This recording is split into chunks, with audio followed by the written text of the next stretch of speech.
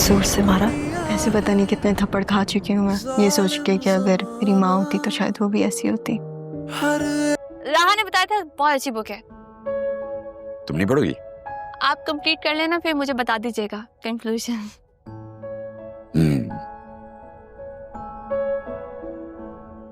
खैरियत है? जी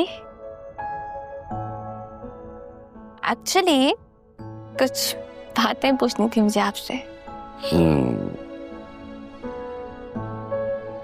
पूछो। दादू आप दादी जान से कहाँ मिले? हमारे जमाने में मिलना मिलाना नहीं होता था, सीधी सीधी अरेंज्ड मैरिज थी बस। लेकिन बाबा तो कहते हैं कि आप दोनों की मोहब्बत बहुत मिसाली रही है, तो फिर किसी को जाने बगैर समझे बगैर उसके साथ टाइम स्पेंड किए बगैर आप उसके बारे में इतना कुछ कैसे जान सकते हैं कि उसके साथ जिंदगी गुजार सकें? बेटा ये जो शादी होती है ना, ये बड़ी अनप्रेडिक्टेबल चीज, कभी बहुत चलती कभी नहीं चलती, और उससे भी जालिम चीज जो है ना वो वक्त होता है, कभी ना कभी अलग कर ही देता है, किसी को पहले किसी को बाद में। बात कॉम्प्लिकेटेड है, थोड़ा आसान अल्फाज में बताया ना। तुम ये सब पूछ क्यों रही हो? बहुत बेबस है, बहुत बेबस हूं मैं चाह के भी किसी से ये नहीं कह सकता कि आप मेरी बहन हैं। आप अपनी जगह मजबूर हैं, मैं अपनी जगह। माफी तो रब भी दे देता है दी, लेकिन अब मैं तुम्हें मजबूर नहीं करूंगी।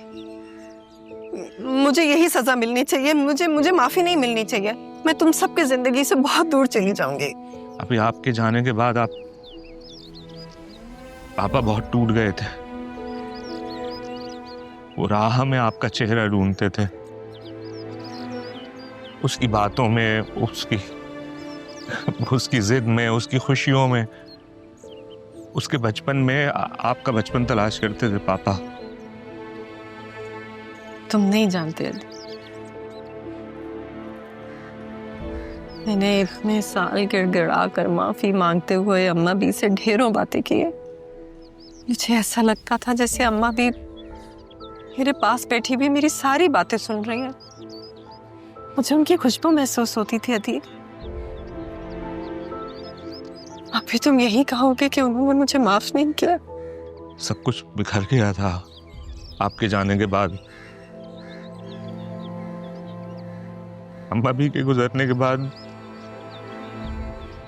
आप जब घर में नहीं थी, लोगों ने उल्टी सीधी बातें करना शुरू कर दी थी।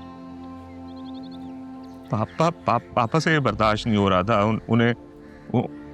उन्हें मोहल्ला छोड़ना पड़ गया, कारोबार बदलना पड़ गया। आसिया को भी मैंने अभी कुछ दिन पहले बताया। आप बाबा ने कहा था कि आपकी अरेंज मैरिज हुई है। बाबा ने भी आपकी पसंद की शादी की थी, लेकिन आप दोनों की जिंदगियां इतनी मुख्तलिफ है ना, इससे तो अच्छा था कि बाबा भी पसंद की शादी कर लेते। बेटा मैं समझता हूं कि तुम्हारे बाबा जो हैं अपनी माँ की डेथ के बाद और अपनी बहन की लव मैरिज के बाद कुछ डर से गए। नहीं आप मेरे दिल में, पापा के दिल में जिंदा हैं। इतना सब कुछ हो जाने के बाद भी वो आपकी बातें करते हैं। वो थोड़े खफा हैं, थोड़ा वक्त लगेगा। दिल, अगर मैं इस घर में कुछ वक्त और गुजारूं तो क्या वो मुझे माफ कर देंगे? अभी मैं चाहता हूँ आप पापा से माफी मांगे, उनके सामने जाएं, उनके पास रहें, वो आप उनसे माफी मांग लेंगी। वो तो मेरी तरफ देखती भी नहीं आती। वो देखेंगे आपकी तरफ, वो समझेंगे। आप कोशिश करें ना प्लीज, मैं आपकी ड्यूटी लगवा देता हूँ। मेरा मतलब वो नहीं है आप ही, मैं बस इस वजह से कह रहा हूँ कि जाहिर है आसिया को कुछ मालूम नहीं है तो कैसे भी अदील, मगर मुझे पापा के पास जाना है। मैं लेके चलूंगा आपको पापा के पास। Thank you Adeel. Thank you की कोई बात नहीं यहाँ पे। बाबा ने ना मुझे पप्पू और राहा के बारे में सब बता दिया, तो मैं सब जानती हूँ। क्या बताया? यही कि राहा मेरे फुप्पो की बेटी है। कभी कभी जब मैं उसे देखती हूँ ना, तो मैं सोचती हूँ कि ये सब कुछ कितना मुख्तलिफ है उसके लिए। उसको देख के मेरा दिल उदास होता है दादू। सोचती हूँ काश उसकी भी मामा होती, उसकी भी फैमिली होती, सब साथ होते हम। आप जानते हैं राहा ना मामा में भी माँ का प्यार ढूंढती है। And you know how mama is. It all seems so sad and impossible. बेटी बात सुनो, दिस इज वेरी गुड कि तुम्हें राह का इतना ख्याल। और जहां तक तुम्हारी मामा का सवाल है तो बिल्कुल सही कह रही है। ये भी सच है कि वो तुम्हारी मामा में अपनी मां को तलाश करती है। बेटा मगर हमने कभी राह को अकेला छोड़ा नहीं। तुम हो उसके साथ, तुम्हारे बाबा हैं उसके साथ, फिर मैं भी हूं।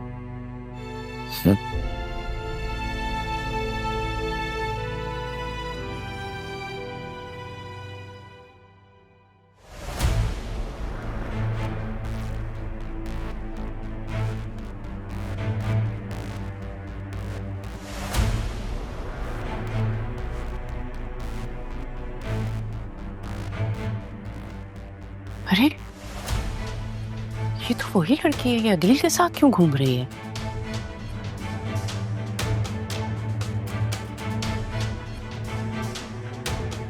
ये कहाँ तफरी करती फिर रही है अदील के साथ?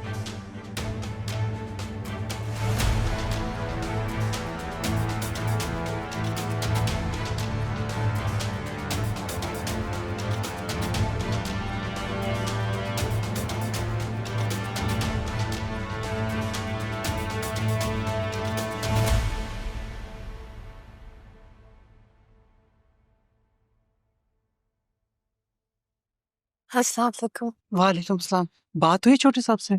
हाँ, उन्होंने कहा है कि मेरी ड्यूटी पापा के पास लगा देंगे। ये तो बहुत अच्छा हो जाएगा ना। ये तुम मेरे शौहर के साथ कहाँ गई थी? वो बेगम साहबा, इसकी तबीयत ठीक नहीं थी ना, तो इसलिए अदील साहब से कहा था कि इसे डॉक्टर पे ले जाएं।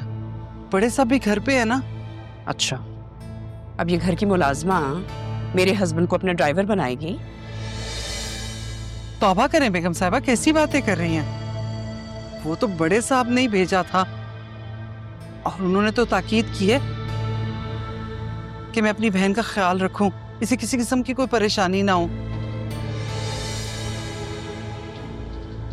वरना तो आप जानती है ना, बड़े साहब कितनी जल्दी गुस्सा हो जाते हैं। पापा से तो मैं बात कर लूंगी, मुझे समझ में नहीं आती उनकी ये हमदर्दी का भूत कब उतरेगा। और तुम्हें गलती से अगर मेरे ससुर ने कह ही दिया था तो पीछे बैठ जाती।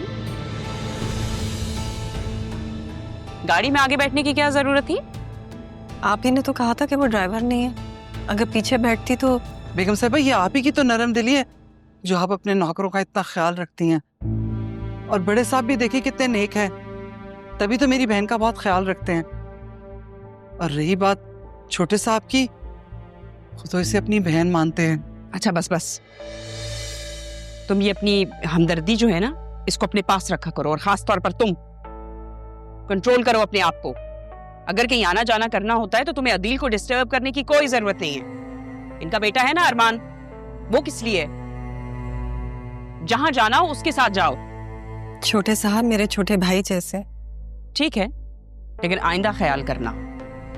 खूबसूरत हो, पढ़ी लिखी भी लगती हो, समझदार भी हो। तुम समझ रही हो ना मैं क्या कह रही हूं?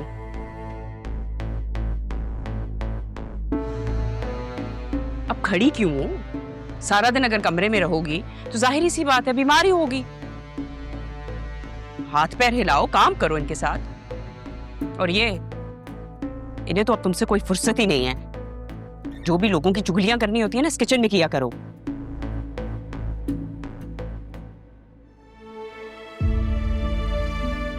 आप अपना दिल बुरा मत कीजिएगा, इसमें इनका कोई कसूर नहीं है।